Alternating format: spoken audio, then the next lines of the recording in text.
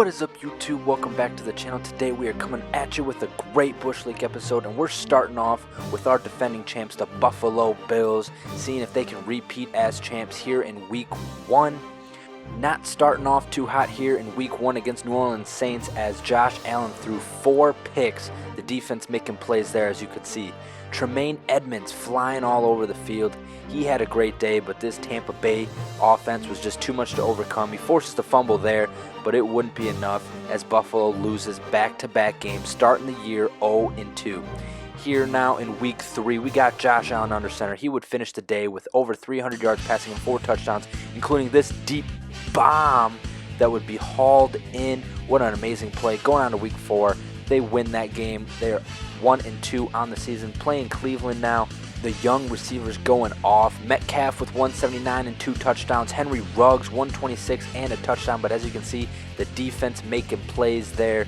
Flip it on the other side of the ball. Josh Allen dropping back to pass. He finds DK Metcalf, and he would take that all the way to the house. That is a touchdown. We are now on to week 5, a user versus user matchup. It is the London Bulldogs. Yes, the London Bulldogs taking on the Buffalo Bills. We'll get to them later in the video. But Buffalo having a day. Trevor Lawrence, the new man in town for London, would finish the day with 3 touchdowns. Christian McCaffrey, a great day on the ground, including this amazing play. I don't even know how to explain what happened. The ball's going all over the place. It would wind up incomplete. But the score doesn't reflect the stats because we had some lag outs, but that's okay. On to week 6. Buffalo is now 3-2. They've won 3 straight games after starting the year 0-2. Josh Allen finding McCaffrey in the flat, putting on the spin moves. That's a touchdown for Buffalo. They would go on to win. Facing Miami now in the pouring rain, 14-7 Miami. Tremaine Edmonds forcing the fumble. Matt Milano picking it up. Can he go all the way? Big number 40 running him down, and he would make the tackle. And that is the first half of the season for the Buffalo Bills there. As you can see, the standings and the team leaders, Josh Allen, McCaffrey, and Ruggs for the 3 main offensive stats. Flipping on over to the Arizona Cardinals, looking to see if this team can make the playoffs for the first time since 2015. Bringing in Le'Veon Bell and Travis Kelce, looking to fix that right off the bat. Kyler Murray driving his team down the field against the Indianapolis Colts, and he fumbles. Le'Veon Bell fumbles on the goal line, but Travis Kelce is right there to pick it up, and he gets the rushing touchdown. They would unfortunately go on to lose, starting the year off 0-1. Same old for the Cardinals, but later here in week 2, Kyler Murray dropping back to pass, throwing one up. Deontay Johnson coming down with it, and that is a touchdown. They would go on to win that game, moving to 1-1 on the year. Week 3, we're in Philadelphia. Philip Lindsay gets the handoff, takes it to the house. Touchdown, Philip Lindsay. They would go on to lose, however, by a score of 17-20. Just a 3-point game, keeping it close, however. Week 5, they're 1-2 on the year, coming off the bye week. Kyler Murray in his all-black uniform is driving his team down the field. He's got a wide-open man. He gets it to the goal line, and he fumbles. But it's a touchdown. The lineman picks it up. Let's take a look at that replay. Kyler Murray finds a hole, tries to run up the middle of the field, gets bodied by 4 players on the goal line, fumbles, and I think his lineman scores the touchdown. Either way, they would go on to lose, so then they're 1-3 on the year. Playing Jacksonville, we're late in the 4th quarter, 20 seconds left. He's got A wide open, but Kyler Murray punches it in. Arizona getting the victory, 2-3 on the year. Great play, Kyler Murray. Moving on to week 7, 2-3. They are battling Chicago. Tua Tagovailoa, the man there, and he throws one up to Travis Kelce, who comes down with it. Touchdown. They'd go on to win 40-34. Week 8, midpoint of the season. This team is 3-3. Can they get above 500 as they race towards the playoffs? This team is fighting and clawing all season. Now they're in Seattle. A tough place to play. The 12th man. Kyler throws one up deep down the middle. Jerry Jeudy comes down with the catch. That is a touchdown. What an amazing play. They would win. Now up into week 11. They are 7-3 on the year and a firm spot into the playoffs. If they can finish out strong, they're going to do great things. Flipping on the map over here now, going to New Jersey, East Rutherford, checking up on our Giants, and we want to know if this team can get over the hump and become champions again. Key offseason moves. They lost Keon Crossan, but they brought in Bobby Wagner, Patrick Surtain, and Justin Ross, just to name a few of their playmakers. Picking up in Week 8 with this team, they are 6-0 playing Tampa Bay, and they are already up 42-0. Justin Herbert would have a day throwing 689 yards and 8 touchdowns, all 8 of them going to Evan Ingram, who had 20 grabs, 622 yards, and 8 touchdowns on the day. New York would go on to win 63-0, putting up unreal numbers, but the true test for this team is when they get in the playoffs and they go against their nemesis, the Buffalo Bills, if they can make it that far. But right here, the defense making plays, the young safety picking it up and taking it to the house. Another play by the defense here. Week 9 picking it up 63-24 New York here late in this game. And they make the play. Young safety again picking it off, taking it to the house. A pick 6 for him. New York would win this game 70-24, playing out of their minds. Week 10, they are now 8-0. Browning, the young linebacker, he would finish this game with 16 tackles, 5 sacks, and 2 interceptions. And we see one of those interceptions here as he picks it off, races towards the end zone, and he will make it in there for the score. Moving on to Week 11 now, the young Drew Lock. He's getting terrorized by this New York Giants defense. They have sacked him many times today. Josh Allen there on that one. A great play by the lineman, but Drew Lock under pressure all day long. Throws the pick there to Phillips, and who takes it into the end zone.